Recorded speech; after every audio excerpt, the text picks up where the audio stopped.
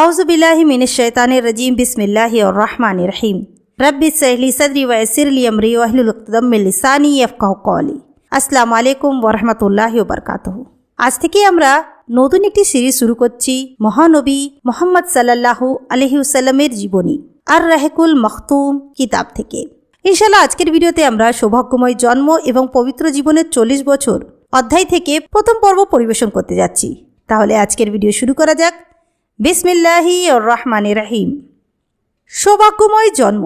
রাসূলুল্লাহ সাল্লাল্লাহু আলাইহি সাল্লাম মক্কায় বিখ্যাত বনি হাসিম বংশে 9 রবিউল আউয়াল অর্থাৎ ফিলের বছর সোমবার দিবস রজনীর মহাসন্ধিক্ষণে সুবহ সাদেকের সময় জন্মলাভ করেন। ইংরেজি পঞ্জিকা মতে তারিখটি ছিল 571 খ্রিস্টাব্দে 20 অথবা 22 এপ্রিল। এই বছরটি ছিল বাদশাহ নওশেরওয়ার সিংহাসনের অধিষ্ঠিত হওয়ার 40তম বছর। বিশিষ্ট শিক্ষাবিদ মোহাম্মদ সুলাইমান মনসুরপুরি সাহেব রহমতুল্লাহি এর অনুসন্ধানলব্ধ সঠিক অভিমত হচ্ছে এটাই। ইবনে সাদ হতে বর্ণিত হয়েছে যে রাসূলুল্লাহ সাল্লাল্লাহু আলাইহি সাল্লামের মা বলেছেন, যখন তার জন্ম হয়েছিল তখন আমার শরীর হতে এক জ্যোতি বের হয়েছিল, যাতে শাম দেশের অট্টালিকা সমূহ আলোকিত হয়েছিল। ইমাম আহমদ রহমতুল্লাহি এর বাস বিন সারিয়া কর্তৃক অনুরূপ একটি বর্ণনা উল্লেখ করেছেন। নবী করিম সাল্লাল্লাহু আলাইহি সাল্লামের জন্মের সময় কিছু উল্লেখযোগ্য ঘটনা নবুয়াতের পূর্বাভাস স্বরূপ প্রকাশিত হয়। কৃষ্ণা প্রাসাদের 14টি সৌধচূড়া ভেঙে পড়ে। প্রাচীন পার্সিক যাজক মণ্ডলীর উপাসনাগারগুলোতে যুগ যুগ ধরে প্রজ্বলিত হয়ে আসা অগ্নিকুণ্ডগুলো নির্বাপিত হয়ে যায়। বহিরা পাদ্রীগণের সারগম গির্জাগুলো নিস্তেজ ও নিষ্প্রভ হয়ে ওঠে। এ বর্ণনা হচ্ছে ইমাম বাইহাকি, তাবারি এবং অন্যান্যদের। তবে এগুলোর কোনো সঠিক ভিত্তি নেই এবং তৎকালীন কোনো ইতিহাসেও এর সাক্ষ্য দেয় না। সন্তান ভূমিষ্ঠ হওয়ার পরপরেই বিবি আমিনা আব্দুল মুত্তালিবের নিকট তার পুত্রের জন্মগ্রহণের শুভ সংবাদটি প্রেরণ করেন। এই শুভ সংবাদ শ্রবণ মাত্রই তিনি আনন্দ উত্তেল চিত্তে সূতিকাগারে প্রবেশ করে নবজাতককে কোলে তুলে নিয়ে কাবাগৃহে গিয়ে উপস্থিত হন। তারপর অপূর্ব সুষমামণ্ডিত এই শিশুর মুখমণ্ডলে আনন্দশ্রু সজল দৃষ্টি নিক্ষেপ করে আল্লাহর দরবারে শুকরিয়া আদায় করতে থাকেন এবং তার সার্বিক কল্যাণের জন্য প্রার্থনা করতে থাকেন। একান্ত আনন্দ মধুর এই মুহূর্তেই তিনি এটাও স্থির করে ফেলেন যে এই নবজাতকের নাম রাখা হবে মুহাম্মদ। আরববাসীগণের নামের তালিকায় এটা ছিল অভিনব একটি নাম। তারপর আরবের প্রচলিত প্রথানুযায়ী 7ম দিনে তার খাতনা করা হয়। তার মাতার পর রাসূলুল্লাহ সাল্লাল্লাহু আলাইহি সাল্লামকে সর্বপ্রথম দুগ্ধ পান করিয়েছিলেন আবু লাহাবের দাসী সুয়াইবা। ওই সময় তার কোলে যে সন্তান ছিল তার নাম ছিল মাসরুহু।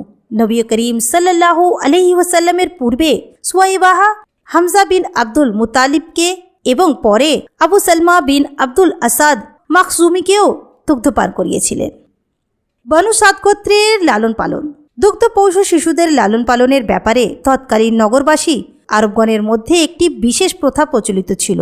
সেই প্রথাটি ছিল শহর নগরের জনাকীর্ণ পরিবেশ জনিত আধিব্যাতির কুপ্রভাব থেকে দূরে উন্মুক্ত গ্রামীণ পরিবেশে শিশুদের লালন পালন করার মাধ্যমে তারা যাতে বলিষ্ঠ দেহ এবং মজবুত মাংসপেশির অধিকারী হয় এবং বিশুদ্ধ আরবি ভাষা শিখতে সক্ষম হয়, তদুদ্দেশ্যে দুগ্ধপানের জন্য বেদুইন পরিবারের ধাত্রীগণের হাতে শিশুদের সমর্পণ করা। এই প্রথানুযায়ী আব্দুল মুতালিব শিশু মোহাম্মদ সাল্লাল্লাহু আলাইহি সাল্লামকে দুগ্ধপান করানোর উদ্দেশ্যে ধাত্রী অনুসন্ধান করেন এবং শেষ পর্যন্ত হালিমা বিনতে আবু জুয়াইব আব্দুল্লাহ বিন হারিসের নিকট তাকে সমর্পণ করেন। এ মহিলা বনু সাদ বিন বাকস গোত্রের একজন খাতুন ছিলেন। তার স্বামীর নাম ছিল হারিস বিন আব্দুল উজা এবং উপনাম ছিল আবু কাবসা। তিনিও বনু সাদ গোত্রের সঙ্গে সম্পর্কিত ছিলেন। বিবি হালিমা ও হারিস দম্পতির কয়েকটি সন্তান ছিল। তারা রাসূলুল্লাহ সাল্লাল্লাহু আলাইহি সাল্লামের দুগ্ধ সম্পর্কিত ভ্রাতা ও ভগ্নীর সম্মান লাভ করে। তাদের নাম হচ্ছে যথাক্রমে আব্দুল্লাহ, আনিসা, হুজাইফা অথবা জুজামা। হুজাফা সাইমা নামে অধিকতর পরিচিত ও প্রসিদ্ধ ছিলেন। এই সাইমাই রাসূলুল্লাহ সাল্লাল্লাহু আলাইহি সাল্লামের লালন পালনের ব্যাপারে মাতা হালিমাকে সাহায্য করতেন বলে কথিত আছে। অধিকিন্তু তার চাচাতো ভাই আবু সুফিয়ান বিন হারিস বিন আব্দুল মুতালিবও বিবি হালিমার সূত্র ধরে দুগ্ধ সম্পর্কিত ভাই ছিলেন। নবী করিম সাল্লাল্লাহু আলাইহি সাল্লামের চাচা হামজা বিন আব্দুল মুতালিবকেও বনু সাদ বিন বাকস গোত্রের এক মহিলা দুগ্ধপান করিয়েছিলেন। বিবি হালিমা গৃহে থাকা অবস্থায় এই মহিলাও একদিন রাসূলুল্লাহ সাল্লাল্লাহু আলাইহি সাল্লামকে দুগ্ধপান করিয়েছিলেন। এই প্রেক্ষিতে নবী করিম সাল্লাল্লাহু আলাইহি ওয়াসাল্লাম এবং হামজা দুধ ভাই সম্পর্কিত হয়ে যান। প্রথম সূত্রে সুয়াইবা সম্পর্কের মাধ্যমে এবং দ্বিতীয় সূত্রে বনু সাদ গোত্রের সেই মহিলার মাধ্যমে। দুগ্ধপানকালে হালিমা নবী করিম সাল্লাল্লাহু আলাইহি সাল্লামের অলৌকিক ও বরকতময় অনেক দৃশ্য প্রত্যক্ষ করে আশ্চর্যিত ও হতবাক হয়ে যান। বিবি হালিমার বর্ণনা সূত্রে ইতিহাসবিদ ইবনে ইসহাকু বলেন যে বিবি হালিমা এবং তার স্বামী তাদের একটি দুগ্ধপোষ্য সন্তান সহ বনু সাদ গোত্রের একদল মহিলার সঙ্গে অর্থের বিনিময়ে দুগ্ধপান করবে এমন শিশুর সন্ধানে মক্কা যান। সেই সময় আরব ভূমিতে দুর্ভিক্ষজনিত দারুণ খাদ্য অর্থ সংকট বিরাজমান ছিল। বিবি হালিমা বলেন, আমি আমার একটি সাদামাটি গাধার পিঠে সওয়ার হয়ে চলছিলাম।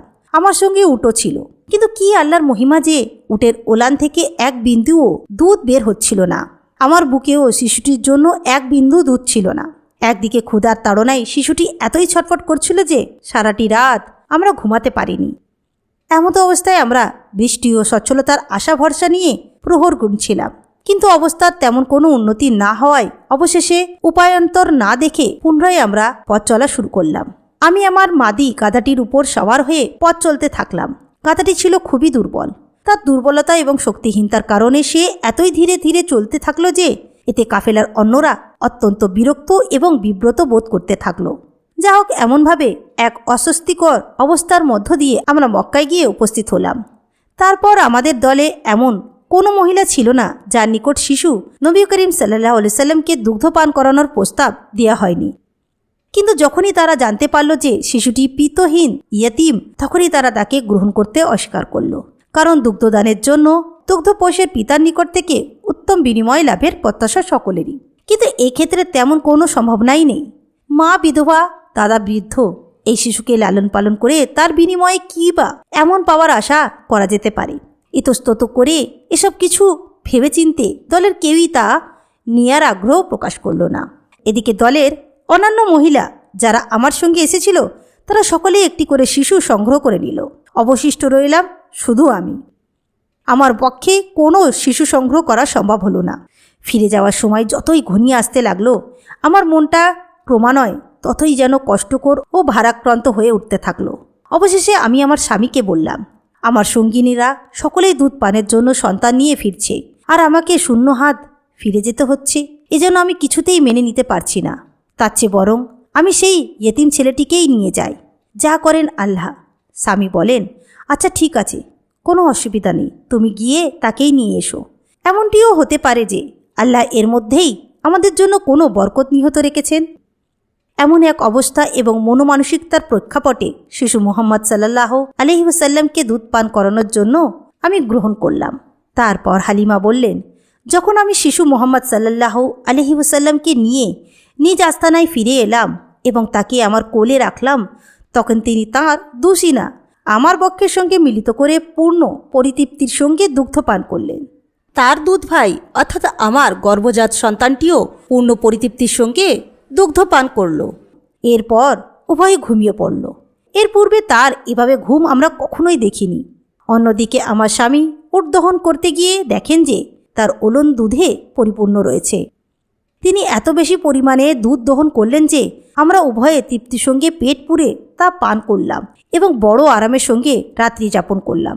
পূর্ণ পরিতৃপ্তির সঙ্গে রাত্রি যাপন শেষে যখন সকাল হলো, তখন আমার স্বামী বললেন, হালিমা, আল্লাহর শপথ, তুমি একজন মহাভাগ্যবান সন্তান লাভ করেছ। উত্তরে বললাম, আল্লাহর শপথ, অবস্থা দেখে আমারও যেন তাই মনে হচ্ছে। হালিমা আরও বলেন যে এরপর আমাদের দল মক্কা থেকে নিজ নিজ গৃহে ফেরার উদ্দেশ্যে রওনা দিল। শিশু মুহাম্মদ সাল্লাল্লাহু আলাইহি সাল্লামকে বুকে নিয়ে আমার সেই দুর্বল এবং নিস্তেজ মাদি গাদার উপর সওয়ার হয়ে আমিও তাদের সঙ্গে যাত্রা শুরু করলাম। কিন্তু আল্লাহর শপথ, আমার সেই দুর্বল গাধাই সকলকে পিছনে ফেলে দ্রুত বেগে সকলের অগ্রভাগে এগিয়ে যেতে থাকলো। অন্য কোনো গাধাই তার সাথে চলতে পারল না। এমনকি অন্যান্য সঙ্গিনীরা বলতে থাকলো, ওগো আবু জুয়াইবের কন্যা, ব্যাপারটি হলো কি বলো তো, আমাদের প্রতি একটু অনুগ্রহ করো। এটা কি সেই গাধাটিই নয় যার উপর সওয়ার হয়ে তুমি এসেছিলে? আমি বললাম, হ্যাঁ, আল্লাহর শপথ, এটা সেই গাধাই যার উপর সওয়ার হয়ে আমি এসেছিলাম। তারা বলল, নিশ্চয়ই এর সঙ্গে বিশেষ রহস্যজনক কোনো ব্যাপার ঘটেছে। এমন এক রহস্যময় অবস্থার মধ্যে দিয়ে অবশেষে আমরা বনু সাদ গোত্রের নিজ বাড়িতে এসে উপস্থিত হলাম। ইতোপূর্বে আমার জানা ছিল না যে আমাদের অঞ্চলের মানুষের চেয়ে অন্য কোনো অঞ্চলের মানুষ অধিকতর অভাবগ্রস্ত ছিল কিনা। কিন্তু মক্কা থেকে আমাদের ফিরে আসার পরবর্তী সময়ে আমাদের বকরিগুলো চরণভূমি থেকে খেয়ে পরিতৃপ্ত হয়ে দুগ্ধ পরিপূর্ণ ওলান সহকারে বাড়িতে ফিরে আসত। দুগ্ধবতী বকরিগুলো দহন করে আমরা তৃপ্ত সহকারে দুধ পান করতাম, অথচ অন্য লোকেরা দুধ পেত না এক ফোঁটাও। তাদের পশুগুলো ওলানে কোনো দুধই থাকতো না। এমন অবস্থার পরিপ্রেক্ষিতে পশুপালকের মালিকেরা তাদের রাখালদের বলতেন, হতভাগারা, যেখানে বনু জুবাইয়ের কন্যার রাখাল পশুপাল নিয়ে যায়, তোমরা কি তোমাদের পশুপাল নিয়ে সেই চরণভূমিতে যেতে পারো না? এই প্রেক্ষিতে আমাদের রাখাল যে চরণভূমিতে পশুপাল নিয়ে যেত, অন্যান্য লোকের রাখালরাও সেই ভূমিতে পশুপাল নিয়ে যেত। কিন্তু তা সত্ত্বেও তাদের পশুগুলো ক্ষুধার্ত ভুক্ত অবস্থায় ফিরে আসত। সে সকল পশুর ওলানে দুধও থাকতো না, অথচ আমাদের বকরিগুলো পরিতৃপ্ত এবং ওলানে পূর্ণমাত্রায় দুধ সহকারে বাড়িতে ফিরত। প্রত্যেকটি কাজে কর্মে আল্লাহ তাআলার তরফ থেকে সব কিছুর মধ্যেই আমরা বরকত লাভ করতে থাকলাম। এইভাবে সেই ছেলের পুরো 2 বছর অতিবাহিত হয়ে গেল এবং আমি তাকে স্তনপান করানো বন্ধ করে দিলাম। অন্যান্য শিশুদের তুলনায় এই শিশুটি এত সুন্দরভাবে বেড়ে উঠতে থাকলেন যে 2 বছর পুরো হতে না হতেই তার দেহ বেশ শক্ত সুঠাম হয়ে গড়ে উঠল। লালন পালনের মেয়াদ 2 বছর পূর্ণ হওয়ায় আমরা তাকে তার মাতার নিকট নিয়ে গেলাম। কিন্তু তাকে নিয়ে যাওয়ার পর থেকে আমাদের সংসার জীবনে সচ্ছলতা ও বরকতের যে সুফল আমরা ভোগ করে আসছিলাম, তাতে আমরা মনের কোণে একটি গোপন ইচ্ছা পোষণ করে আসছিলাম যে তিনি যেন আরও কিছুকাল আমাদের নিকট থাকেন। তার মাতার নিকট আমাদের গোপন ইচ্ছা ব্যক্ত করে বললাম যে তাকে আরও কিছু সময় আমাদের সঙ্গে থাকতে দিন, যাতে তিনি সুস্বাস্থ্য ও সুঠাম দেহের অধিকারী হয়ে ওঠেন। ওদের কিন্তু মক্কায় মহামারীর প্রাদুর্ভাব সম্পর্কেও আমরা কিছুটা ভয় করছি। আমাদের বারংবার অনুরোধ ও আন্তরিকতার আশ্বস্ত হয়ে তিনি মুহাম্মদ সাল্লাল্লাহু আলাইহি সাল্লামকে পুনরায় নিয়ে যাওয়ার ব্যাপারে সম্মতি দান করলেন। তো আজকের ভিডিওতে আমরা মুহাম্মদ সাল্লাল্লাহু আলাইহি সাল্লামের জীবনী আর রাহিকুল মাকতুম কিতাব থেকে সৌভাগ্যময় জন্ম ও পবিত্র জীবনের 40 বছর অধ্যায় থেকে প্রথম পর্ব পরিবেশন করলাম। ইনশাআল্লাহ নেক্সট ভিডিওতে এই অধ্যায়টিকে কন্টিনিউ করব। ইনশাআল্লাহ নেক্সট ভিডিওতে আপনাদের সঙ্গে আবার দেখা হবে। আসসালামু আলাইকুম ওয়া রাহমাতুল্লাহি ওয়া বারাকাতুহু।